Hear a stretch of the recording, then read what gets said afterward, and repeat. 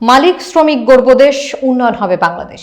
এই প্রতিপাদ্য নিয়ে নারায়ণগঞ্জের সিদ্ধিরগঞ্জ থানায় বাংলাদেশ স্বর্ণ শিল্পালয় মালিক সমিতির উদ্যোগে আলোচনা সভা অনুষ্ঠিত হয়েছে। বিস্তারিত দেখুন মনিরুল ইসলামের প্রতিবেদনে। শনিবার দুপুরে সিদ্ধিরগঞ্জ থানার দি চায়না পার্ক চাইনিজ রেস্টুরেন্টে বাংলাদেশ স্বর্ণ শিল্পালয় মালিক সমিতির নারায়ণগঞ্জ জেলা শাখার সভাপতি মহিন উদ্দিনের সভাপতিত্বে অনুষ্ঠানে প্রধান অতিথির বক্তব্য রাখেন সিদ্ধিরগঞ্জ থানার ভারপ্রাপ্ত কর্মকর্তা মোহাম্মদ শাহিনুর আলম।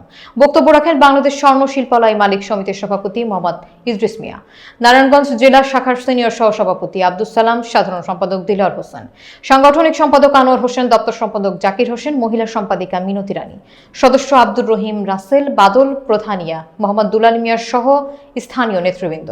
ওসি মোহাম্মদ শাহিনুর আলম বলেন, স্বর্ণ নীতিমালা অনুযায়ী স্বর্ণের মান নিশ্চিত করার লক্ষ্যে হলমার্ক পদ্ধতি বাধ্যতামূলক করা হয়েছে। তাই এই বিধান মেনে হলমার্ক নিশ্চিত করে গহনা বিক্রয়, বিপণন, প্রস্তুত এবং সরবরাহ করতে হবে।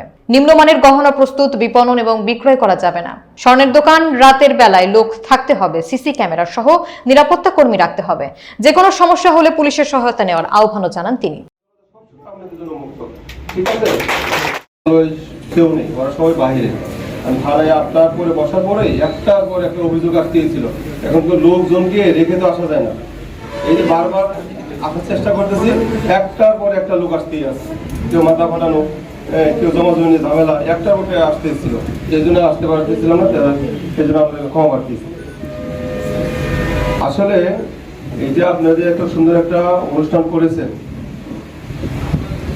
আর এই বিভিন্ন নিয়ম নীতির কথা বলেছেন, এটা আসলে একটা প্রতিষ্ঠানের হোক, একটা সংগঠনের হোক, একটা নিয়ম নীতি থাকা উচিত।